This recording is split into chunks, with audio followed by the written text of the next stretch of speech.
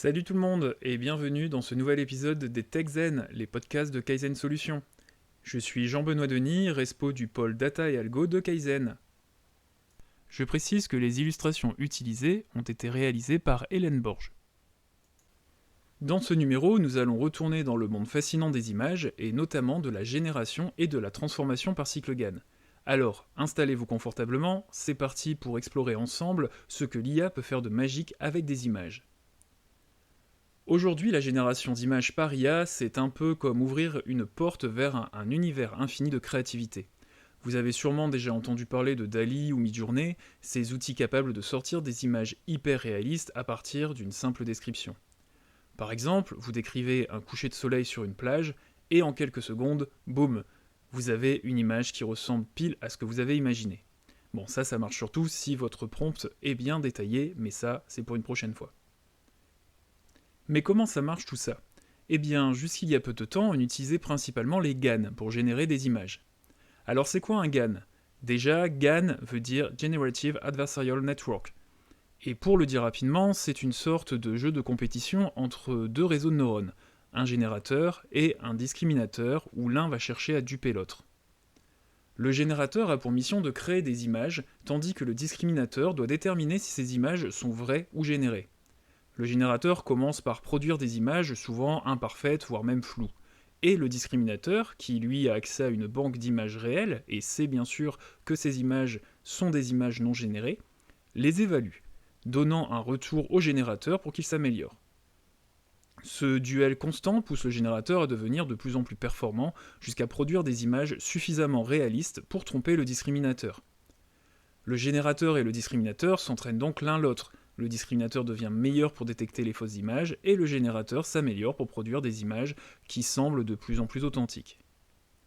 Alors les GAN, c'est cool, mais il y a encore eu des avancées impressionnantes ces dernières années, et la plupart des outils que l'on connaît aujourd'hui, comme DALL-E, Midjourney, eh bien, ils utilisent une approche basée sur des modèles diffusifs.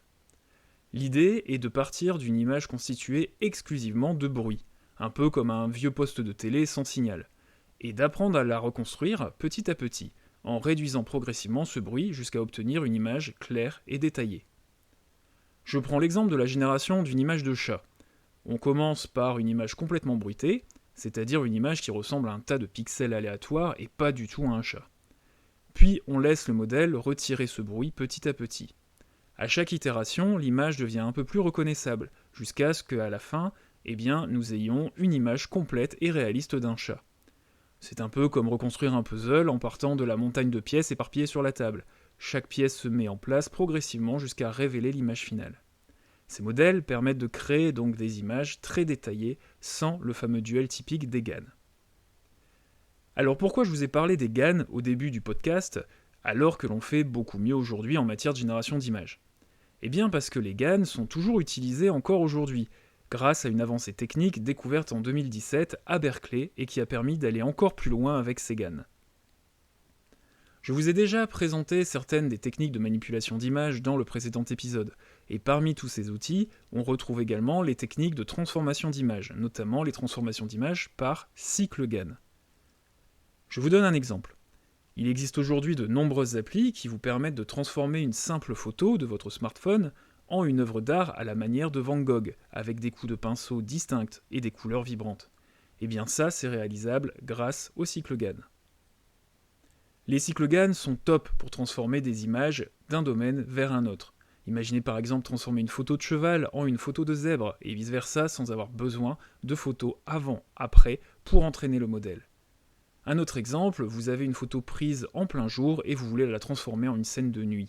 Eh bien, les cycles GAN peuvent le faire sans avoir besoin de centaines et centaines de paires d'images identiques sous différentes luminosités.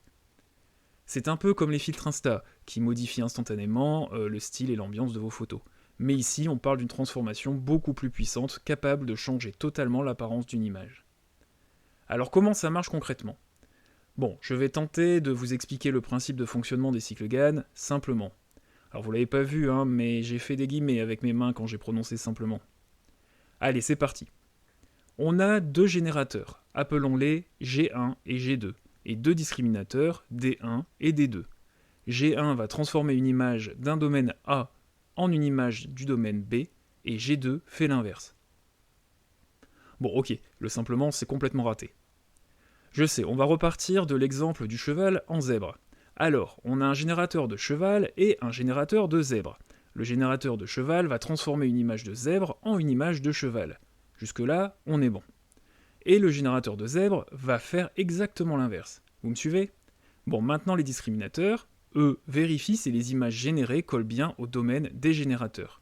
Le discriminateur de cheval va vérifier que l'image est bien un cheval, et le discriminateur de zèbre va vérifier que l'image est bien un zèbre. Alors, il y a une petite astuce dans tout ce processus. Ça s'appelle la perte de cohérence de cycle. Pour que tout reste logique, la perte de cohérence de cycle fait qu'une image qui passe par les deux générateurs doit ressembler à l'image de départ. Si on prend un cheval, on le transforme en zèbre, puis on essaie de revenir au cheval, eh bien, l'image finale doit ressembler au cheval de départ.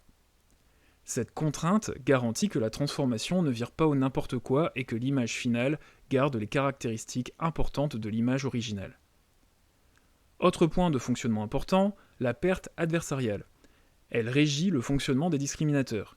Par exemple, dans le cas des images de chevaux et de zèbres, le discriminateur de chevaux minimise la perte lorsqu'il parvient à identifier correctement les chevaux générés, tandis que le générateur de chevaux est quant à lui entraîné à maximiser cette perte, en produisant des images de chevaux de plus en plus réalistes pour le tromper.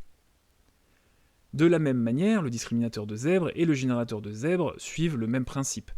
Cet équilibre entre les générateurs et les discriminateurs est au cœur du processus de fonctionnement des cycles GAN. Bon, vous êtes toujours là ? Allez, je continue. Je vais vous présenter quelques exemples d'utilisation des cycles GAN. Dans la médecine, ces cycles GAN peuvent améliorer la qualité des images de scanners par exemple. Imaginez un scanner un peu flou et on veut en tirer le max pour poser un bon diagnostic. Avec les cycles GAN, on peut améliorer ces images, parfois même les faire ressembler à des images d'IRM, pour mieux détecter ainsi des anomalies et donc aider fortement les diagnostics médicaux. Allez, dans un autre domaine, dans l'art cette fois-ci, c'est un vrai terrain de jeu. Grâce à ces techniques, on peut transformer une simple photo en œuvre façon Monet, ou bien carrément la transformer en style manga. Prenez une photo de votre rue préférée et hop, en quelques secondes, elle ressemble à une peinture impressionniste. Bien évidemment, ça soulève aussi des questions éthiques. Quand l'IA reproduit un style, qui est l'artiste ? L'IA ou la personne qui a fourni la photo de base ? Ces questions sur la créativité et l'authenticité deviennent de plus en plus pertinentes avec l'évolution de l'IA, et il est important de se les poser. Et puis il y a aussi des utilisations auxquelles on ne penserait pas forcément, comme l'agriculture. Oui, vous avez bien compris. Avec des images satellites, on peut, grâce au cycle GAN, prédire l'évolution des cultures, anticiper des problèmes comme la sécheresse et mieux gérer les ressources. Enfin, dans un tout autre domaine, un autre exemple fascinant est l'utilisation des cycles GAN pour cloner des voix. Ici, ce sont des échantillons sonores qui sont utilisés. Une fois transformé, le son peut être traité de manière similaire à une image, en analysant les spectrogrammes qui permettent de visualiser les fréquences et l'intensité au fil du temps. Le cycle GAN apprend à transformer la voix d'une personne en une autre, sans nécessiter d'avoir des enregistrements alignés entre les deux personnes. C'est une technologie prometteuse pour des applications comme le doublage de films, les assistants virtuels personnalisés, ou même pour aider les personnes ayant perdu leur voix suite à une grave maladie. Une utilisation assez récente réalisée par l'Institut IRCAM a permis de cloner la voix du général de Gaulle pour lui faire lire le vrai discours du 18 juin dont tout enregistrement a été perdu. Bref, les cycles GAN, c'est un peu comme donner aux machines la capacité de jouer les caméléons en changeant une réalité en une autre. Derrière cette magie, il y a une vraie puissance technologique, avec des applications qui peuvent vraiment faire une différence, que ce soit en médecine, en art ou même en agriculture. Voilà, c'est tout pour aujourd'hui. J'espère que ce petit voyage dans le monde des générations et transformations d'images vous a plu. Si vous avez des questions ou si vous voulez en savoir plus, eh bien n'hésitez pas à visiter notre site kaizen-solution.net. On se retrouve bientôt pour un nouvel épisode, à très vite!